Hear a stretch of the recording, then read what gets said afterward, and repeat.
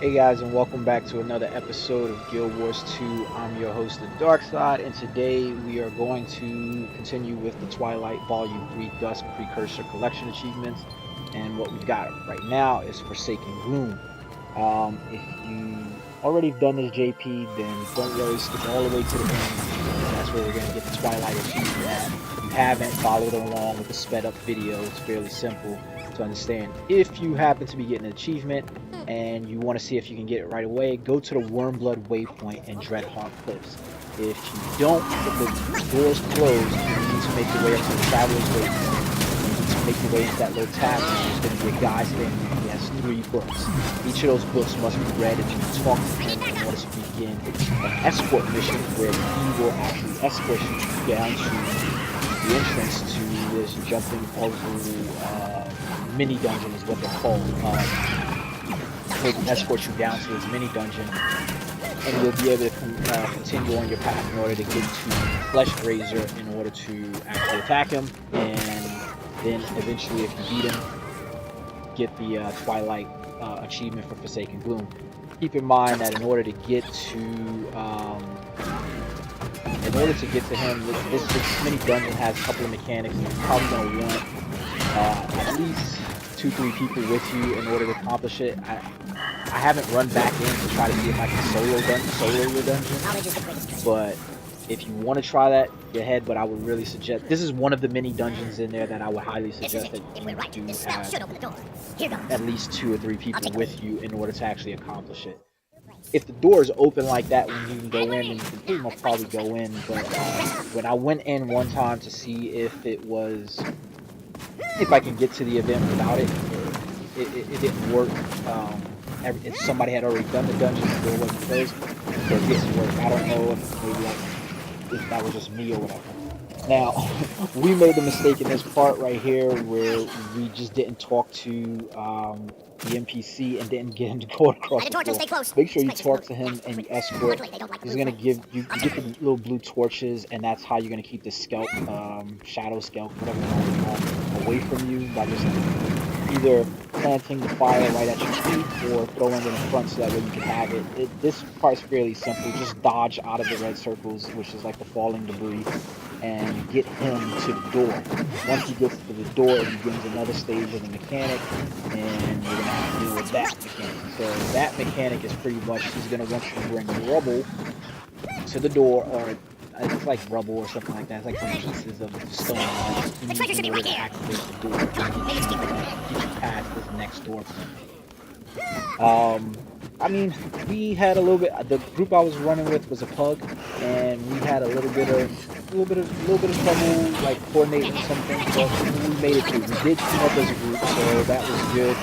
We were trying to do our best to communicate what needed to be done, but I think for many of us, it was the first time running this mini dungeon. I don't recall having to do this mini dungeon when I was playing Guild Wars some 2-3 years ago. So there's a lot of things that's going on in the game that I haven't really encountered before. But once you take all of the items back to him, I think it's like 4 of them that you have to get. And the easiest way to do it is just press control. You'll see the rubble pull up on the screen. If you don't know what the rubble looks like, just help kill skeletons in the area so that way the other people can pick up the items that they need and take them back to this dude. It's fairly simple. So now in this part, what needs to be done is you need to cross the bridge and make it across. The path that I'm taking is the path that I found the easiest to get to. It's gonna take you to another door, and he's gonna actually ask you to activate some chains so that way the door can open. Finding those chains is a little bit of what the fuck if you've never been inside the dungeon. You're gonna see here I was able to activate 1 of the 4 chains, and you're doing this while being attacked by bats and whatever else that you have inside here.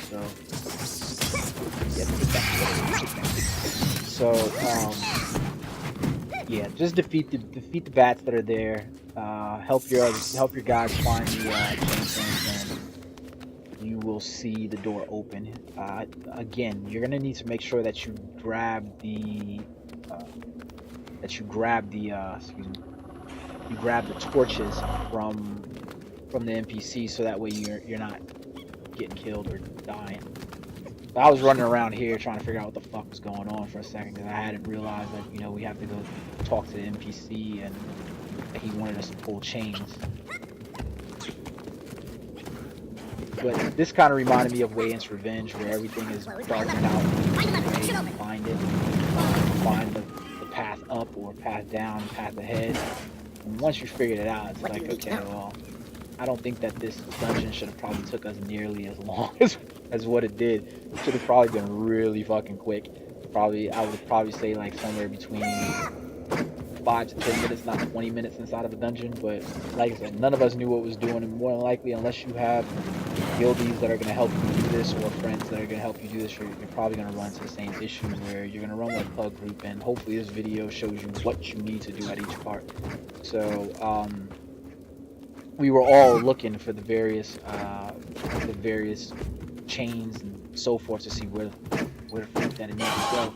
At one point, I'm just sitting here like, yo, screw it, and like I don't know where the hell these chains are.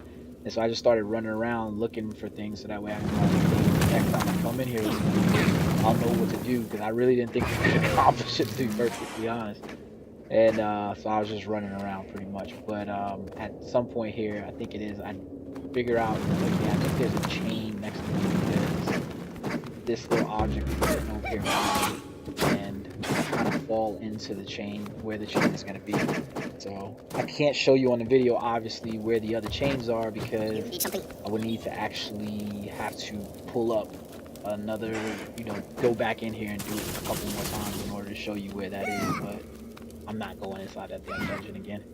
I'm not sure. I don't think that you can create the precursor more than once either, so that'd be interesting. I'm not sure. I have to look that up, but I think the precursor you can only create one time, so keep that in mind. I wonder if you could only create Twilight once as well. I want to know that, so I'm gonna look that up to make sure and verify it. But so there we go. I got the platform. Oh yeah, I got the platform. And I was like, yo, let me contribute right here. Trying to make sure I don't fall off this little ledge. And here we go. I find that there's a chain right here, right below me. Meanwhile, I'm getting attacked and dying. And thank God for Necromancer, because I'm getting that health regen just like. Oh, so there we go. We completed that part because I was being actually useful. Where did that come from? Don't just stand there, start stabbing or shooting or whatever it is you do. Just make it dead.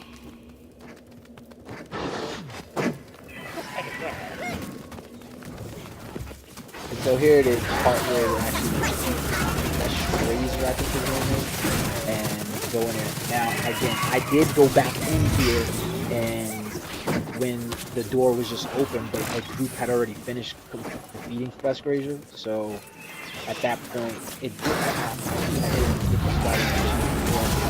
I don't know, to be honest, because I had gotten this right there, so I don't know if you can get the achievement if somebody's not there, so keep that in mind. And there you guys go, that's your achievement for Twilight Forsaken Gloom. Until next time, guys, I hope you enjoy the videos. Remember, like, subscribe, make your comments as well. Anything helps, even if there are things that you think I can do better to help the video. And until next time, guys, have fun.